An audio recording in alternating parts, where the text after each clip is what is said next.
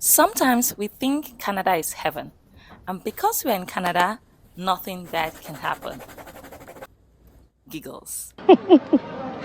Sorry for the laugh.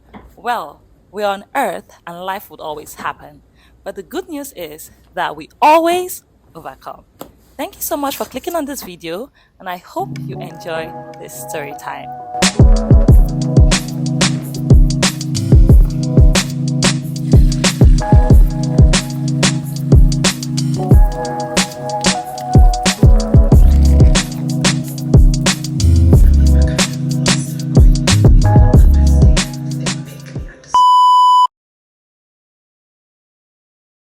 So this was what happened. In 2019, I got my first car. It was a Toyota Camry. At that time, I knew I really needed a car to go from point A to point B. And I went on Facebook Marketplace or Kijiji. If you don't know what Facebook Marketplace or Kijiji is, it's basically a place where you can get used items for cheap or inexpensive prices, right? So anyways, I went on there to look for a car. At this time, I was a student. I didn't really have a lot of money to spend, and I really wanted something that would really help me to go from point A to point B. I went on there after days and days and days of searching. I found this Toyota Camry 2002, and I was like, this is the car. This is the car. I purchased it with my last savings. I think at that time it was $3,000. Now I'm sure you will never find that price for a car because the economy has just run away from us. But at that time I could afford it and it was okay, right? If I have pictures, I'm going to insert it for you guys to see. So I used this car for about 6 months, right? 6 months after, the car was stolen. Yeah, the car was stolen. Now, this was what happened. On a fateful Sunday morning, this was in 2020. So I think I bought the car in 2019, maybe towards the fall period. So this was in the winter period, right? So this was in 2020. It was during the winter. I woke up joyful and excited as always. I got ready for church and I drove to church. So when I went to church, like usually there's roadside parking. So there was a car at my front and then I now parked right behind the car and my friends came directly after me, so they parked right at my back, right? So I remember coming out from the car, my friends came out as well. We are just chatting and exchanging pleasantries, and then we went into church together, right? As usual, service was amazing, church was beautiful. After the service, I'm greeting people, hello, how are you? You know, this and this and that, just exchanging pleasantries, right? Then two of my friends, the ones that parked at my back, they came to meet me and they're like, Stephanie, where's your car? And I'm like, like what kind of what do you mean where's my car? I'm like, of course it's outside. Like they're like, no, it's not there. Did you borrow somebody? Did you give somebody your car? I was like, no, not that I remember. Like I've been in service all through the day and then like it's supposed to be outside and they're like, no, it's not outside. I'm like, in my mind, I'm like, these guys are just playing with me. Like this prank people are doing. Anyway, so I went outside and I could remember exactly where I was standing. So I was standing right in front of the church. I looked outside, and right in my front, there was this beautiful car that was still in the front. At the back, my friends were still at the back, but at the middle, there was a big hole. Like, what was supposed to be in that hole? My car. So now, where did my car go? Like, what exactly happened, right? So at this point, I actually thought my friends were pranking me because I did not understand exactly what was going on. I was still in shock. I was like, it can't be. It can't be. Oh no, this can't be. Like the car in my front and the car at my back, like they were really like high-end modern cars. So I'm like, if they are looking for car to thief because of the looks, it cannot be my own. My own is it cannot be my own. But when I realized that this was actually true, then I called the police, I reported the incident, they took my statement as they will always do, and they said that they're going to put them in a call or a bolo out, and if they find the car, they would let me know, right? I was like, oh my God. I was like, okay, cool, no problem. I think I was really shocked. So I think my friends took me back to their place. So like I was just there and they were just like, chatting with me and stuff like that.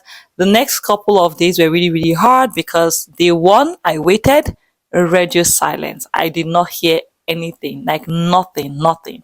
Day two, radio silence, nothing. Day three, radio silent, nothing. At this point, I was actually getting stressed because I was hearing things like, if they steal your car, you are never going to get it back. Even if they find it, they will not give you back. And even if they give you back the car, that you don't know what they've done inside the car. They could have done drugs or different things, and you will not just feel comfortable taking the car back, right? So I didn't really think I was really going to get the car back. And also, because like I wasn't saving for a car, right? Like I literally used my last end savings to buy this one. So I wasn't saving for a new car. I was not even looking at a new car in my nearest future at that point. Like I was just like, I'm just managing this one until, So yeah, so it was really hard for me. And because I got the car also because of the job I was doing at that time. I was working at the east and I used to stay at the south, and this location was like a new place in the east. So buses were not really going there. And if I want to get to those places, sometimes I have to use an Uber or a cab, and it was far. I think it was about 20 something dollars from going, and coming was 20 something dollars. I ended up spending $50 for just for transportation in a day. Like how much are they paying me in the job, right? So it was just really, really hard. And my friends were taking me to and fro. And if you know me, I don't really like to be a burden. So even if they did not mind, it was really, really just stressing me out. Like they had their own lives, they had things to do, and I didn't even work normal hours. I think my first shift was 7 a.m. if I'm doing a morning shift, and then evening shift I'm coming back is 11 p.m. So that's just a lot of stress to have to, have people just help you out with. So yeah, so it was just a lot.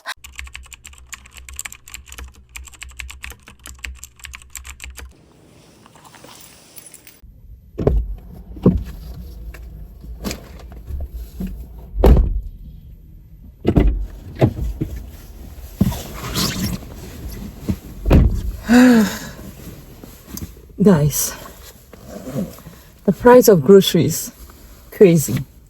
Like, somebody cannot eat anymore. Like, we cannot be affording to eat. I don't understand. If you not add toiletries to eat, like it's like the money is holding you on a chokehold. Once you just add toiletries. I bought only 9 things. 9 things. Okay, 10 because I added fruits, but still. Food is a basic human right of eating, or I don't even know, groceries, whatever. But yeah, they need to, this economy. Anyways. It's not so cold today, which is good. But I think it's like -7. So it's not that bad. We've seen worse days. So yeah.